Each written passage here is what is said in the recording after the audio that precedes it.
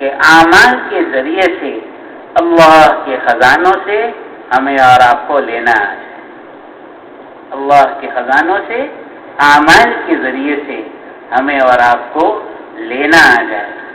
میرے محترم بزرگوں، بھائیوں اور دوستوں، دنیا میں مسلمان تو بہت ہیں، دنیا میں مسلمان تو بہت ہیں، اور دنیا میں تبلیغ والے بھی بہت ہیں، لیکن ہر مسلمان کی قیمت اللہ کے یہاں برابر نہیں، اور ہر تبلیغ والے کی قیمت اللہ کے یہاں برابر نہیں ہے.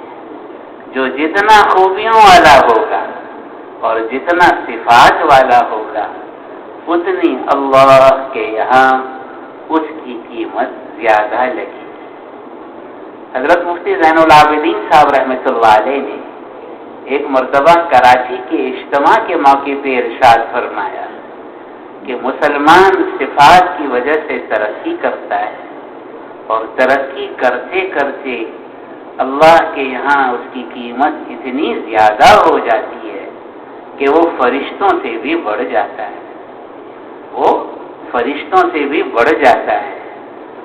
اور بعض مرتبہ انسان صفات اور خوبیوں کے اعتبار سے گرتا چلا جاتا ہے، اور گرتے گرتے اتنا گر جاتا ہے کہ اللہ کے یہاں اس کی قیمت راہ چلتے خنزیر اور کتے سے بھی گر جاتی ہے.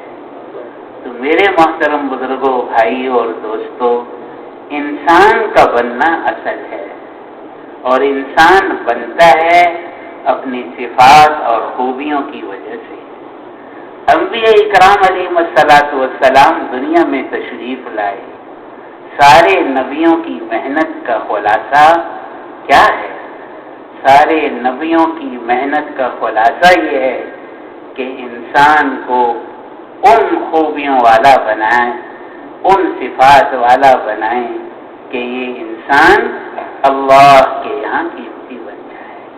سارے قرآن کا خلاصہ، احادیث کا خلاصہ فرمایا یہی ہے کہ انسان ان خوبیوں والا بنے، ان صفات والا بنے جس کی وجہ سے انسان کی قیمت اللہ کے یہاں لگتی ہے. اور جب انسان اللہ کے یہاں قیمتی بن جاتا ہے تو پھر یہ انسان اتنا قیمتی ہوتا ہے کہ دنیا میں تو اس کو کوئی جانتا نہیں، لیکن اللہ اس سے محبت فرماتے ہیں، اللہ کے فرشتے اس سے محبت کرتے ہیں، جبرائیل ان سے محبت کرتے ہیں، یہاں تک کہ ساری مخلوقات میں ان کے لیے محبت ڈال دی جاتی ہے. پھر اللہ سبحانہ و تعالی ایسے لوگوں کی نماز پر فیصلہ کرتا ہے، ایسے لوگوں کے تقوی پر فیصلہ کرتا ہے، ایسے لوگوں کے توکل پر فیصلہ کرتا ہے، ایسے لوگوں کے اخلاق اور کردار پر فیصلہ کرتا ہے جو بنے ہوئے لوگ. تو یہ جو ہماری دعوت و تبلیغ کی محنت، ہمارا اور آپ کا یہاں آنا، ہر سال کے یہ اجتماعات، ہر سال کے یہ جوڑ، یہ مقامی کام، یہ سب اس لیے ہے کہ ہمیں اور آپ کو اپنا احتساب کرنا ہے. میں 30 سال سے مدنی مسجد آ رہا ہوں، میں 50 سال سے آ رہا ہوں، مجھے 60 سال ہو گئے تبلیغ میں ان صفات میں کتنا ترقی کر رہا ہوں.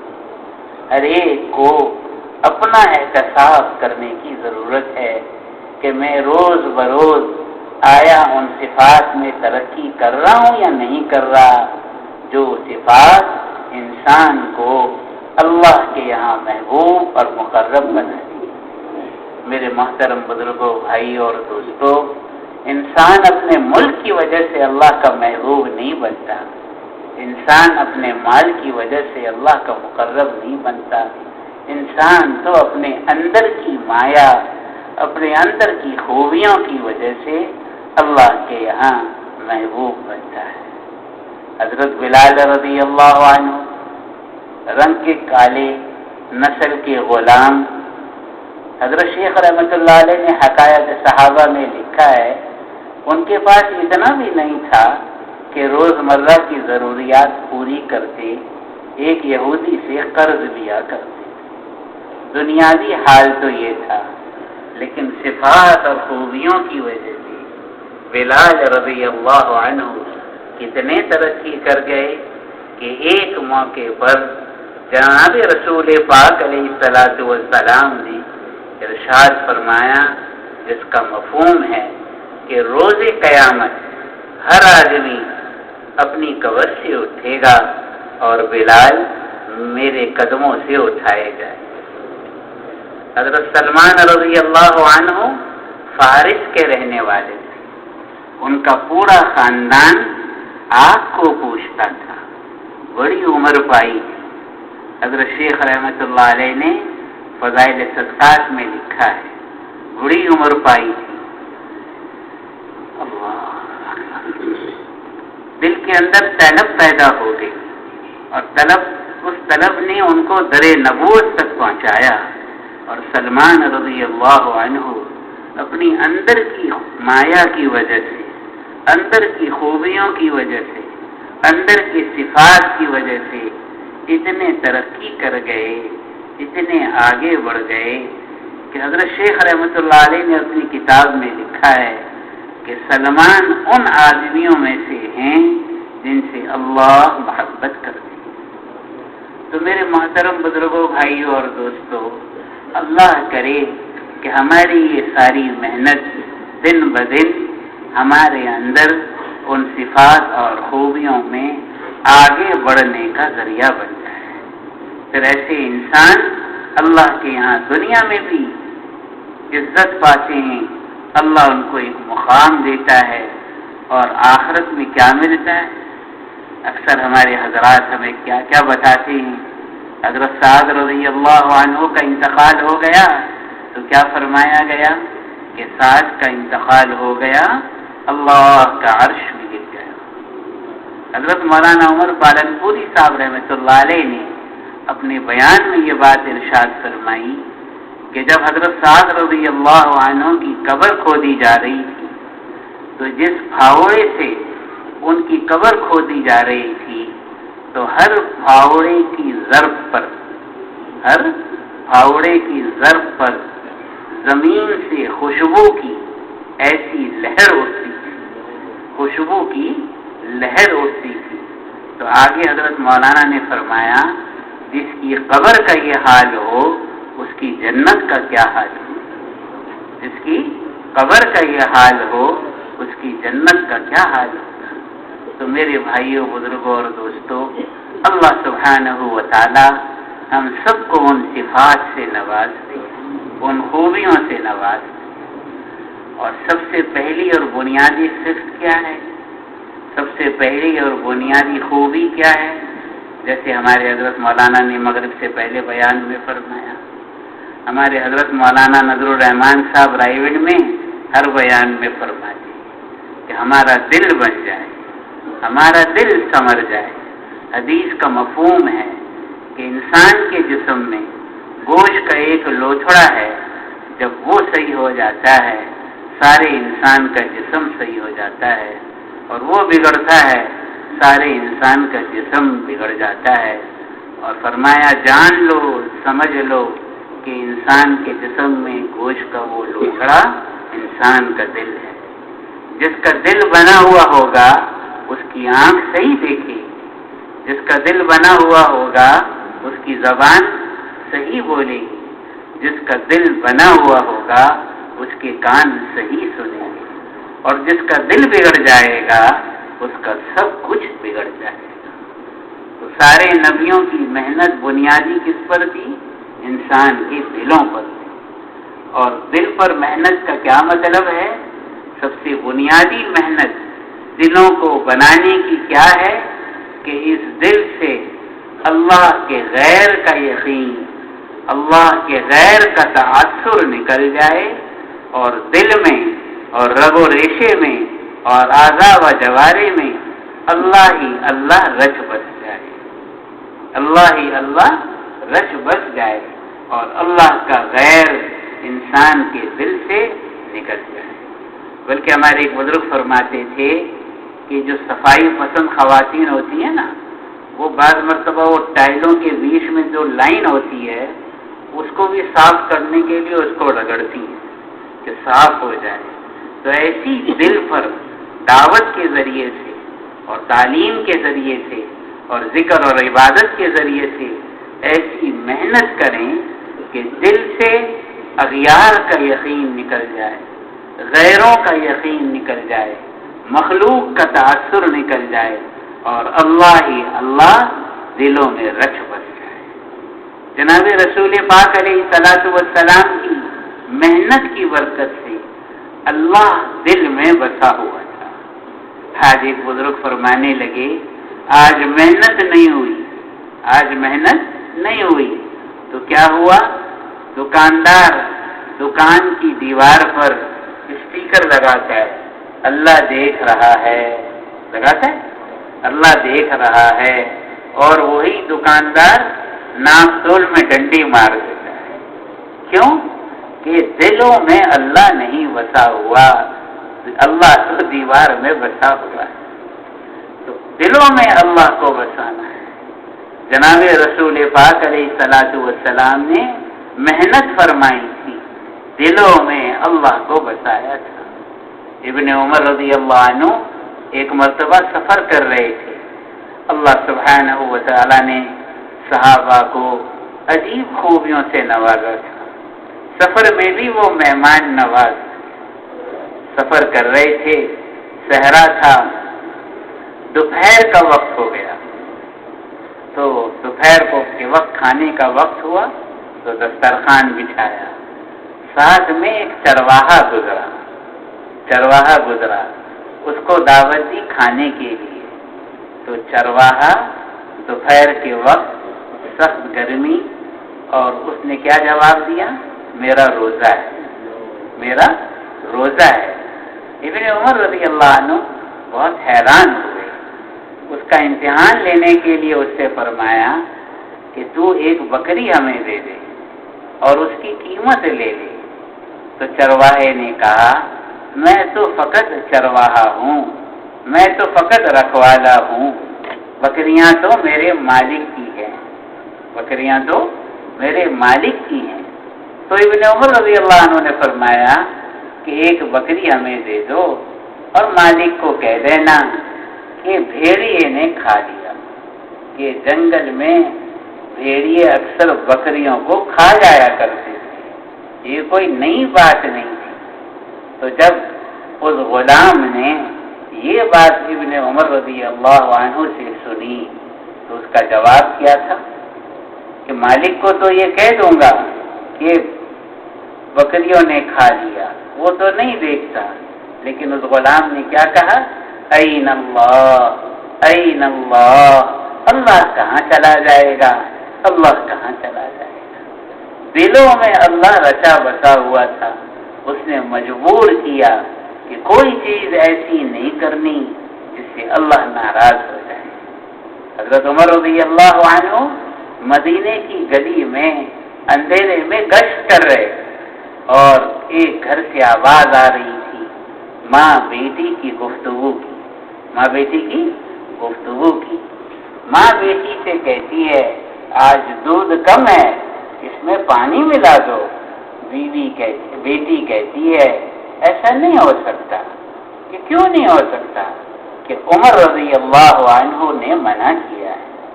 عمر نے منع کیا ہے. ماں کا کہنا تھا تنگ گلی میں، اندھیری گلی میں عمر کہاں دیکھتا ہے، عمر کو کیا خبر. تو میرے بھائیوں، دلوں پر محنت ہوئی تھی، دلوں میں اللہ رچا بسا ہوا تھا. تو وہ جوان بچی اپنی ماں کو کیا جواب دیتی ہے کہ اللہ نہیں دیکھتا تو کیا ہوا، عمر نہیں دیکھتا تو کیا ہوا، اللہ تو دیکھ رہا ہے، اللہ تو دیکھ رہا ہے. تو میرے محترم بزرگوں، دوستوں، روزانہ ہم دعوت دیں، اللہ کو بولیں، اللہ کو سنیں، اللہ کو سوچیں کہ اللہ ہمارے رگ و ریشے میں آ جائے. ساری دنیا میں وہ ہوگا جو میرا اللہ چاہے گا. ساری دنیا میں اس وقت ہوگا جب اللہ چاہے گا. اور ساری دنیا میں ویسے ہوگا جیسے اللہ چاہے. ہم سب کچھ سوچ لیں، میرا اللہ نہ چاہے وہ نہیں ہو سکتا. عزت کے فیصلے ذلت کے نقشوں میں اللہ کرتا ہے، اور ذلیل کرنے کے فیصلے عزت کے نقشوں میں اللہ کرتا ہے. سارے وسائل موجود ہیں، مسائل کا حل کس کے ہاتھ میں ہے؟ اللہ کے ہاتھ میں. اللہ جو چاہتا ہے وہ ہوتا ہے. ہمارا چاہنا تو فقط چاہنا ہے، اللہ کا چاہنا ہو جانا ہے. تو میرے بھائیوں، بزرگوں اور دوستوں، اللہ کی ذات کا تعلق، اس کا دھیان، اس کی عظمت، اس کی کبریائی، اس کا خوف. ہم دو ہیں، تیسرا ہمارے ساتھ اللہ ہے. چار ہیں، پانچواں ہمارے ساتھ اللہ ہے. 10 ہیں، 11واں ہمارے ساتھ اللہ ہے. اللہ ہمیں دیکھ رہا ہے، اللہ ہماری سن رہا ہے. تو بھئی روزانہ دعوت دیں گے سب؟ کون کون دے گا دعوت؟ خوب دعوت دیں، تاکہ اللہ ہمارے رگ و ریشے میں رچ بس جائے. دلوں اللہ کی عظمت سے، اللہ کی بڑائی سے ہمارے دل بھر جائے. تو یہ بنیادی خوبی ہے مسلمان کی، جس کی وجہ سے انسان اللہ کے یہاں قیمتی بنتا ہے. دوسری بات جو نبی پاک علیہ الصلوۃ والسلام نے اپنی امت پر محنت فرمائی، وہ یہ ہے کہ اعمال کے ذریعے سے اللہ کے خزانوں سے ہمیں اور آپ کو لینا ہے. اللہ کے خزانوں سے اعمال کے ذریعے سے ہمیں اور آپ کو لینا آ جائے. ایک بزرگ عالم دین بہت اچھی بات فرما رہے تھے کہ اللہ کے نبی صلی اللہ علیہ وسلم نے اپنی امت کو بے آسرا نہیں چھوڑا، بے سہارا نہیں چھوڑا. اللہ کے خزانوں سے لینے کے اعمال بتائیں. ان اعمال کے ذریعے سے مسلمان اللہ کے خزانوں سے ہر چیز حاصل کر سکتا ہے. اللہ کے نبی صلی اللہ علیہ وسلم نے اپنی امت کی تربیت فرمائی کہ ہر مسئلے میں رجوع اللہ کی طرف، ہر مسئلے میں نگاہ اللہ کی طرف. یہاں تک کہ ابو ہریرہ رضی اللہ عنہ کے پیٹ میں درد تھا اور اونجے منہ لیٹے ہوئے تھے، اور اللہ کے نبی صلی اللہ علیہ وسلم تشریف لائے اور اس کی وجہ پوچھی. پیٹ میں درد اور تکلیف کی شکایت تھی. اللہ کے نبی صلی اللہ علیہ وسلم نے کیا ارشاد فرمایا؟ اے ابو ہریرہ، اٹھ نماز پڑھ، نماز میں شفا ہے. اٹھ نماز پڑھ، نماز میں شفا ہے. حضرت فاطمہ رضی اللہ عنہا دن بھر کے کام کرتی تھی، کام کر کر کے تھک جاتی تھی. خدمت کے لیے اللہ کے نبی کی خدمت میں حاضر ہوئی کہ کوئی خادم مل جائیں. اور اللہ کے نبی نے کیا وظیفہ بتایا کہ 33 مرتبہ سبحان اللہ، 33 مرتبہ الحمدللہ، 34 مرتبہ اللہ اکبر پڑھ لو، سارے دن کی تھکاوٹ اللہ دور کر دے. اور ایک اور موقع پر حیات الصحابہ میں مولانا یوسف صاحب رحمۃ اللہ علیہ نے لکھا ہے کہ حضرت فاطمہ رضی اللہ عنہا کو حضرت علی رضی اللہ عنہ نے اللہ کے نبی صلی اللہ علیہ وسلم کی خدمت میں خادم اور غلام لینے کے لیے بھیجا، اور حضرت فاطمہ رضی اللہ عنہا نبی پاک علیہ السلام کی خدمت میں حاضر ہوئی. تو اللہ کے نبی صلی اللہ علیہ وسلم نے کیا فرمایا کہ اے فاطمہ، جس کا مفہوم ہے کہ تم کہو تو میں تمہیں 5 غلام دے دوں، اور تم کہو تو میں تمہیں وہ 5 کلمات سکھا دوں جو مجھے جبرائیل علیہ السلام سکھا کرتے. اور پھر اپنی بیٹی کو 5 خادم اور غلام نہیں دیے، بلکہ وہ 5 کلمات سکھائے جو جبرائیل علیہ السلام نے اللہ کے نبی صلی اللہ علیہ وسلم کو سکھائے تھے. اور کیا فرمایا؟ یا اول الاولین، یا آخر الاخرین، یا ذی القوۃ المتین، یا راحم المساکین، یا ارحم الراحمین. تو میرے محترم بزرگوں، بھائیوں، دوستوں، وہ آخرت کا سودا کر کے اللہ کے نبی کی بارگاہ سے لوٹے. تو اعمال کے ذریعے سے ہمیں اللہ کے خزانوں سے لینا آ جائے. تو ہم بھی نیت کریں، کوئی مسئلہ آئے گا، کوئی ضرورت پیش آئے گی، کوئی مشکل آئے گی، ہم اپنے بڑوں کی خدمت میں حاضر ہوں گے، علماء سے پوچھیں گے اس موقع پر کس عمل میں لگنے سے اللہ راضی ہوتا ہے، میری یہ ضرورت اللہ کے کس حکم کو پورا کر کے پوری ہو جائے گی۔ تو سب اس کی نیت کرتے ہیں، اور اللہ کے حکموں میں سے سب سے بڑا حکم کیا ہے؟ نماز۔ قیامت میں سب سے پہلے نماز کی پوچھ ہوگی، جس کی نماز اچھی ہوگی اس کی باقی سارے اعمال اچھے ہوں گے۔ اور مولانا یوسف صاحب رحمۃ اللہ علیہ بڑی عجیب بات فرماتے تھے کہ جتنی نماز جاندار ہوگی اتنی زندگی شاندار ہوگی۔ جتنی نماز جاندار ہوگی اتنی زندگی شاندار ہوگی۔ روز ہماری نماز اعلیٰ سے اعلیٰ ہوتی چلی جائے۔ ہم نے ابھی مغرب کی نماز پڑھی تو نیت کریں کہ عشاء کی نماز اس سے جاندار ہو۔ ٹھہر ٹھہر کر نماز پڑھیں، لمبا رکوع کریں، لمبے سجدے کریں۔ ہم نماز پڑھ کر، اپنی نماز پڑھ کر اللہ کو دکھائیں۔ ایک بزرگ نے بڑی اچھی مثال دی، فرمانے لگے ہم لوگوں کو تحفہ دیتے ہیں نا، تو اس تحفے کو کیا کرتے ہیں؟ کاغذ میں لگے، گفٹ پیپر کہتے ہیں، اور آج کل تو اس پر ریبن بھی لگا دیتے ہیں، اوپر وہ پھول بھی لگا دیتے ہیں۔ یہ سارے نخرے کیوں کرتے ہیں؟ مقصد تو وہ اندر کا تحفہ دینا ہوتا ہے، لیکن یہ سب اس لیے کرتے ہیں کہ جس کو دے رہے ہیں اس کو اچھا لگ جائے، جس کو دے رہے ہیں اس کو اچھا لگ جائے۔ ہم نماز ایسی پڑھیں کہ میری نماز اللہ کو پسند آ جائے، ہم ذکر ایسا کریں میرا ذکر اللہ کو پسند آ جائے، میری تلاوت ایسی ہو کہ میری تلاوت اللہ کو پسند آ جائے، میرا گشت، میرا سیروزہ، میرا چلے، میرے 4 مہینے، میرے بیرون کا سفر، میرے یہاں آنا، سب اس طرح ہو جائے کہ میرے اللہ کو پسند آ جائے۔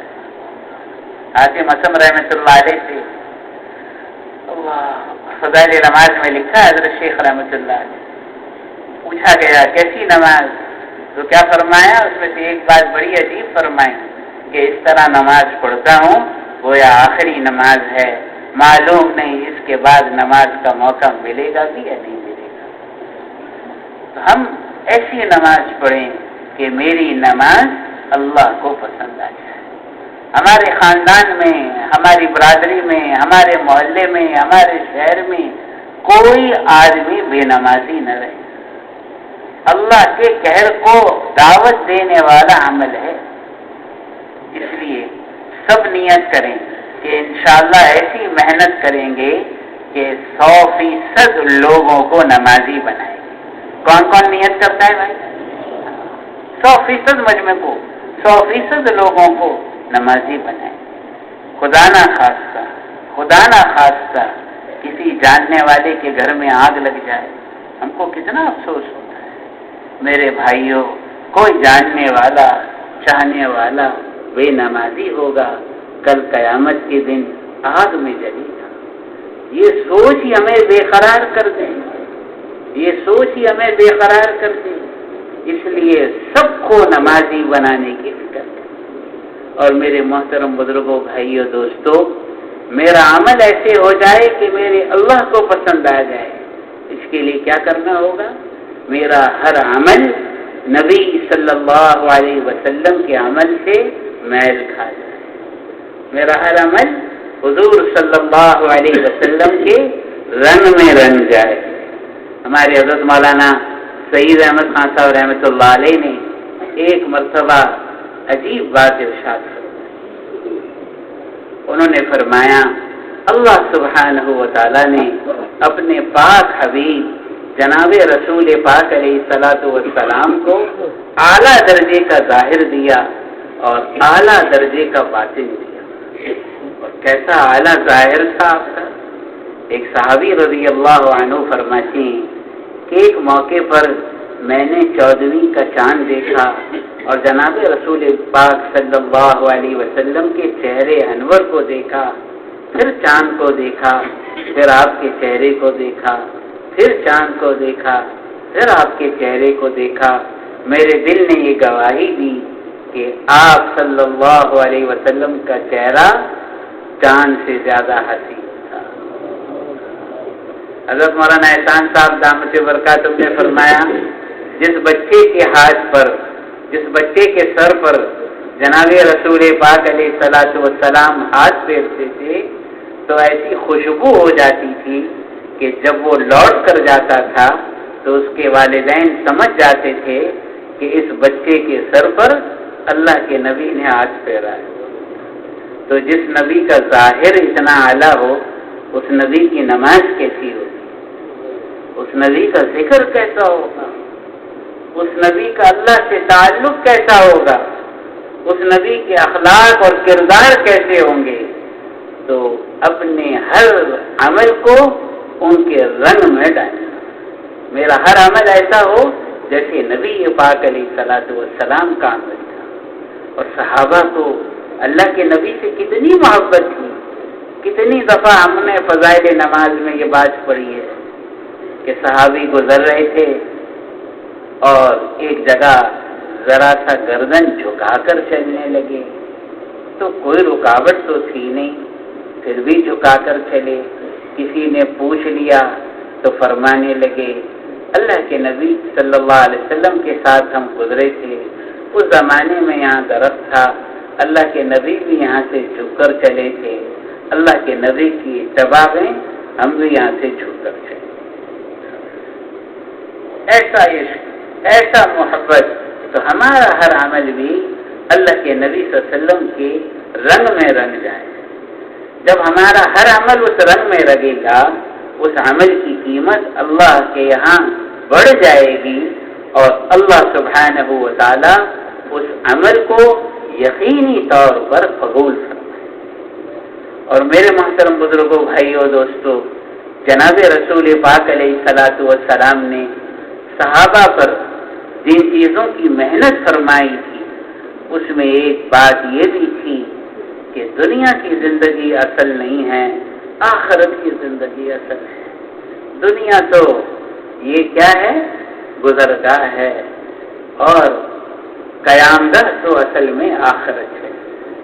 تو کیا فرمایا، دنیا میں اس طرح زندگی گزارو جیسے راہ چلتا مسافر۔ ہم سب کو مرنا ہے اور مر کر اللہ کے سامنے پیش ہونا ہے، اور کس طرح پیش ہونا ہے کہ ہمارے اور اللہ کے درمیان کوئی ترجمان نہیں ہوگا۔ حضرت مولانا یوسف صاحب رحمۃ اللہ علیہ نے حیات الصحابہ میں یہ واقعہ لکھا ہے۔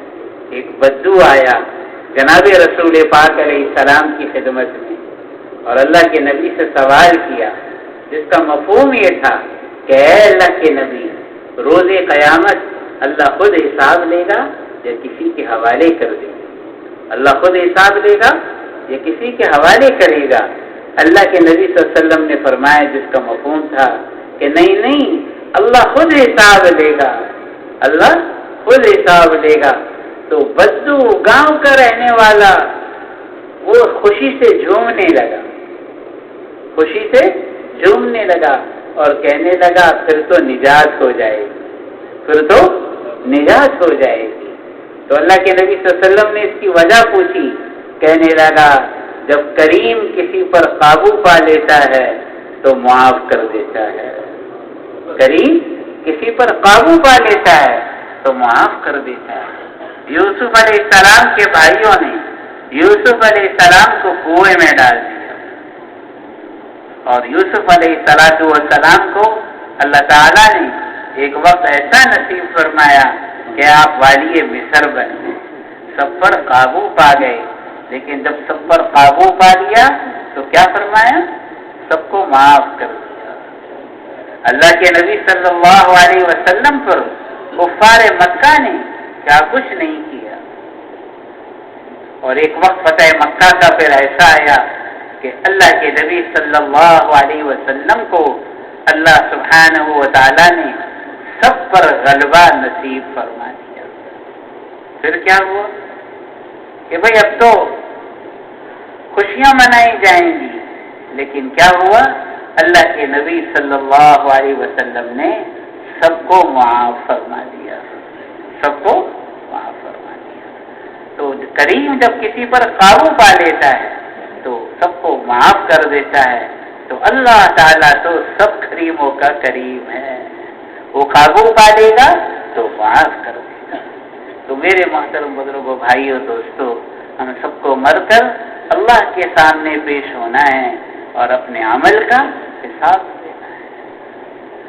اور وہ وقت ایسا ہوگا کہ اس دن تو زبان کو تالے لگ جائیں گے، زبان کو تالے لگ جائیں گے.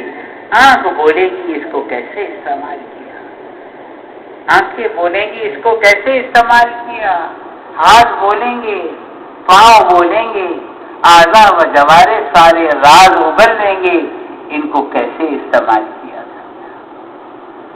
تو میرے محترم بزرگوں، بھائیوں، دوستوں، صحابہ کو یہ غم اور یہ فکر ہر وقت غمگین رکھتا تھا. ابو بکر صدیق رضی اللہ عنہ، جن کے بارے میں اللہ کے نبی نے خبر دی جنت کی ہر دروازے سے ابو بکر کی پکار آئے گی، لیکن ابو بکر رضی اللہ عنہ کا کیا حال تھا؟ کیا فرماتے تھے؟ کاش میں کوئی تنکا ہوتا، کوئی درخت کا پتا ہوتا، کاش میری ماں نے مجھے جنا ہی نہ ہوتا. حضرت عائشہ رضی اللہ عنہ، جن پر اللہ کا سلام آیا، اور وہ بھی یہ فرماتی تھی. عمر رضی اللہ عنہ، جن کے بارے میں کیا کہا گیا؟ اللہ کے نبی کا فرما رہے ہیں میرے بعد کوئی نبی ہوتے تو عمر ہوتے.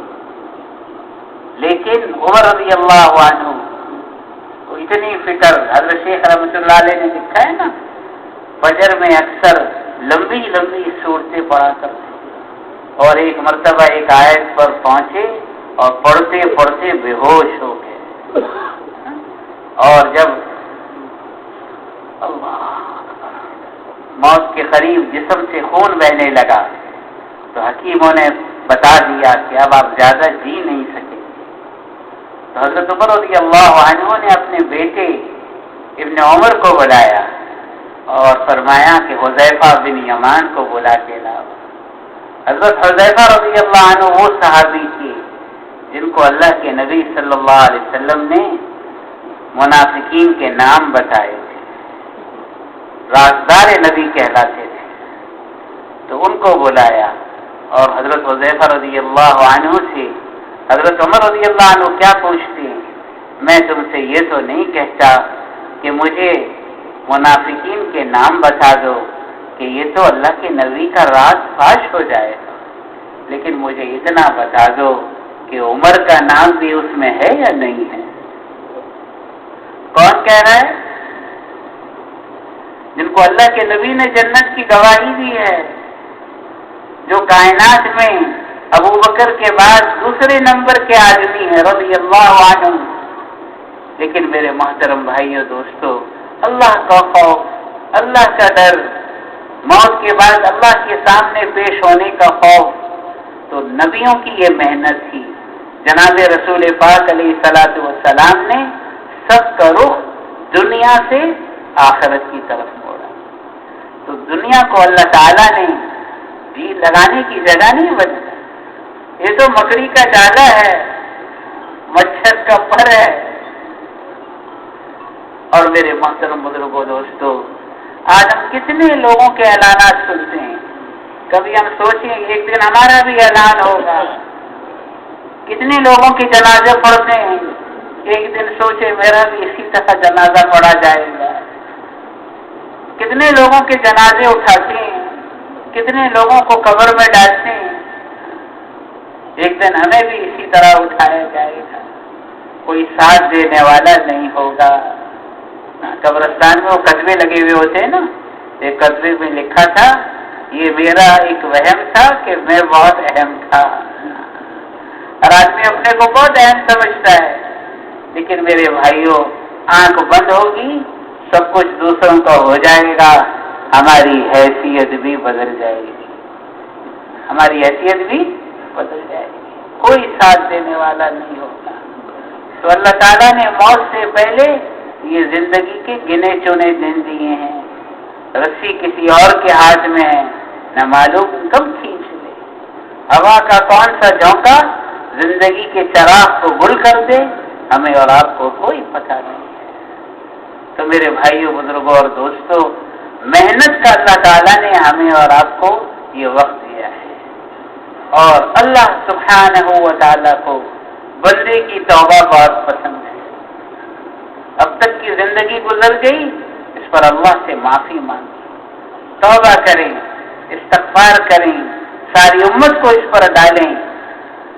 ساری زندگی اللہ کو ناراض کر کے گزر گئی، مومن کی آنکھوں سے نکلا ہوا شرمندگی کا ایک آنسو اللہ کے عذاب کو ختم کر دیتا ہے، آگ کے سمندر کو بجھا دیتا ہے۔ تو خود بھی توبہ کریں اور ساری امت کو توبہ کرائیں۔ سب اس کے لیے تیار ہیں؟ اور میرے محترم بزرگوں، بھائیوں، دوستوں، صحابہ کی صفات میں سے خوبی اور صفت یہ ہے کہ میرے قول اور فعل سے کسی کو تکلیف نہ پہنچے، جس کا ہر ایک کا معاملہ اللہ سے بھی ٹھیک ہو اور اللہ کی مخلوق سے بھی ٹھیک ہو۔ قیامت کے دن کتنی دفعہ ہم سنتے ہیں اور فضائل تبلیغ میں یہ پڑھتے بھی ہیں، فضائل صدقات میں بھی کتنے دفعہ پڑھتے ہیں کہ حق والے آئیں گے۔ پوچھا تھا اللہ کے نبی نے صحابہ سے، میری امت کا مفلس کون؟ کہ وہ جو مال نہ ہو، نہیں، میری امت کا مفلس ہو جو اتنے اعمال لے کر جائے گا کہ پہاڑوں پر رکھے جائیں تو پہاڑ دب جائیں، لیکن دنیا میں کسی کو گالی دی تھی، کسی کا حق دبایا تھا، کسی کو برا بلا کہا تھا، تو حق والے آئیں گے اور اپنا ساری کمائی ان کے حوالے کر دی جائے، اس سے زیادہ امت کا مفلس کوئی نہیں ہوگا۔ ہمارا دل ہر ایک سے صاف ہو۔ مولانا احمد لاٹ صاحب دامت برکاتہم نے ایک جوڑ کے موقع پہ بڑی عجیب بات ارشاد فرمائی کہ یہ جو رذائل ہوتے ہیں، روحانی بیماریاں، کینہ، بغض، عداوت، حسد، دوسروں کے بارے میں، فرمایا کہ یہ دیمک ہے، دیمک کی طرح انسان کو چاٹ دیتی ہے۔ فرنیچر مارکیٹ میں جائیں کہ یہ فرنیچر کتنے کا ہے؟ 2 لاکھ کا ہے۔ یہ جو پڑا ہوا ہے ایک طرف، یہ کتنے کا ہے؟ یہ 10,000 کا ہے۔ بھئی یہ 2 لاکھ کا، یہ 10,000 کا، کہ یہ جو 10,000 والا ہے نا، اس کو تو شاید مفت میں بھی لے جاؤ گے تو دے دیں گے۔ کیا ہوا؟ اس کو دیمک لگ گئی ہے۔ یہ دیمک کی وجہ سے سارا ختم ہو چکا ہے، کھوکھلا ہو چکا ہے۔ تو یہ روحانی بیماریاں، یہ رذائل، یہ دیمک کی طرح انسان کو چھاڑ دیتی ہے۔ تو اس پر بھی ہم تباہ کریں اور اللہ ہمیں وہ اخلاق عطا فرما دے، وہ کردار عطا فرما دے جو اللہ کے نبی صلی اللہ علیہ وسلم کا تھا۔ ہمارے زبان کے بول لوگوں کے ملاپ کا ذریعہ بنے، لوگوں کے جوڑنے کا ذریعہ بنے، مٹھاس ہو، سب کے لیے ہمدردی ہو، خیر خواہی کا جذبہ ہو، میری ذات سے کسی کو تکلیف نہ پہنچے۔ حضرت انس رضی اللہ عنہ نے کتنے سال خدمت کی اللہ کے نبی کی، اور کیا فرما رہے ہیں؟ کبھی ڈانٹا نہیں مجھے۔ اور ہمارا کیا معاملہ ہے؟ بازاروں میں، گھروں میں، خاندانوں میں کتنے جھگڑے ہوتے ہیں، اور آج کل ہمارے رائبن والے حضرات بات بڑا اچھا نسخہ بتاتے ہیں، کسی سے بھی کچھ ہو جائے تو ہمارے حضرت مولانا احسان صاحب نے فرمایا یہ جملہ سیکھ لو، کوئی بات نہیں۔ کیا فرمایا؟ کوئی بات نہیں، اپنا بھی دل بڑا ہو جائے گا، اس کا بھی دل بڑا ہو جائے گا، محبت کی فضا، جوڑ کی فضا قائم ہو جائے گی۔ اور میرے محترم بزرگوں، بھائیوں، دوستوں، میرا سب کچھ اس لیے ہے کہ میرا اللہ مجھ سے راضی ہو جائے۔ جس کو اللہ مل گیا اس کو سب کچھ ملا، جس کو اللہ نہ ملا اس کو کچھ نہ ملا۔ ہمارا مطلوب اور مقصود تو اللہ کی ذات ہے، دنیا نہیں ہے، دنیا کی کوئی چیز نہیں ہے، کوئی منصب عہدہ نہیں ہے، کوئی اکرام نہیں ہے۔ میرا سب کچھ اس لیے ہے میرا اللہ مجھ سے راضی ہو جائے، میرا اللہ مجھے مل جائے۔ اخلاص، للہیت، اللہ کو پانے کی فکر، اور میرے محترم بزرگوں، بھائی اور دوستوں، صحابہ کے اندر ایک بڑی زبردست خوبی تھی، انہوں نے اپنا سب کچھ اللہ کے دین کے لیے لگایا، ان کی جوانی بھی اللہ کے لیے لگی، ان کا بڑھاپا بھی اللہ کے دین کے لیے لگا۔ مولانا جمیل صاحب رحمۃ اللہ علیہ اکثر یہ بات اپنے بیانات میں فرماتے تھے کہ صحابہ کی ساری دنیا میں پھیلی ہوئی قبریں اس بات کی گواہی دے رہی ہیں کہ مسلمان ایک جگہ بیٹھنے کے لیے نہیں آیا، ہم تو اس لیے ہیں کہ ساری دنیا میں پھیل کر اللہ کے کلمے کو بلند کریں۔ مولانا احمد صاحب رحمۃ اللہ علیہ کیا فرماتے تھے؟ ہم تو دنیا میں اللہ کے سفیر ہیں، اللہ کے سفیر ہیں۔ ایک تو ایک آدمی کا عام باشندہ ہوتا ہے نا، ایک ملک کا شہری ہوتا ہے ایک ملک کا، اور ایک اس ملک کا سفیر ہوتا ہے۔ ایئرپورٹ پر، سرحد پر ایک شہری آ جائے ایئرپورٹ پر کسی ملک کا، تو اس کو لائن میں بھی لگنا پڑتا ہے، امیگریشن کراؤ، اور پھر سامان کے لیے بھی لائن میں لگنا پڑتا ہے۔ لیکن کسی ملک کا سفیر آ جائے تو کیا ہوتا ہے؟ اس کو وی آئی پی پروٹوکول ملتا ہے۔ کیوں وی آئی پی پروٹوکول ملتا ہے؟ کہ جی یہ اس ملک کا سفیر ہے۔ تو میرے بھائیوں، بزرگوں اور دوستوں، ہم دنیا میں عام لوگ نہیں ہیں، اللہ نے ہمیں اور آپ کو اپنا سفیر بنا کر دنیا میں بھیجا ہے۔ لیکن سفیر وہ ہوگا جو سفارت والا کام کرے گا۔ ساری دنیا میں اللہ کا دین بلند ہو، یہ سفارت والا کام ہے۔ ایسا کام کرنے والوں پر کوئی غلط نگاہ پڑے گی، اللہ سبحانہ و تعالیٰ اس نگاہ کو پھوڑ دے گا۔ کوئی غلط ہاتھ پڑیں گے، اللہ سبحانہ و تعالیٰ ان ہاتھوں کو توڑ دے گا۔ یہ تو سفیر ہے۔ اور کیا فرمایا کہ عام لوگوں سے جناب رسول پاک علیہ الصلوۃ والسلام حوض کوثر پر ملاقات فرمائیں گے، اور اللہ کے دین کی محنت کرنے والوں کو اللہ کے نبی صلی اللہ علیہ وسلم اپنے گلے سے لگائیں گے۔ تو میرے محترم بزرگوں، دوستوں، اللہ نے تھوڑی زندگی دی ہے، یہ جی چاہی پر گزرے گی، اپنی ضرورتوں پر گزرے گی، اپنی خواہشات پر گزرے گی۔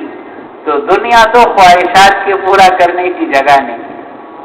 ہمارے بھائی امین صاحب رحمۃ اللہ علیہ، اللہ ان کی قبر کو نور سے بھر دے، وہ اکثر اسی ممبر پر ایک شعر پڑھا کرتے، ہزاروں خواہشیں ایسی کہ ہر خواہش پہ دم نکلے، بہت نکلے میرے ارمان لیکن پھر بھی کم نکلے۔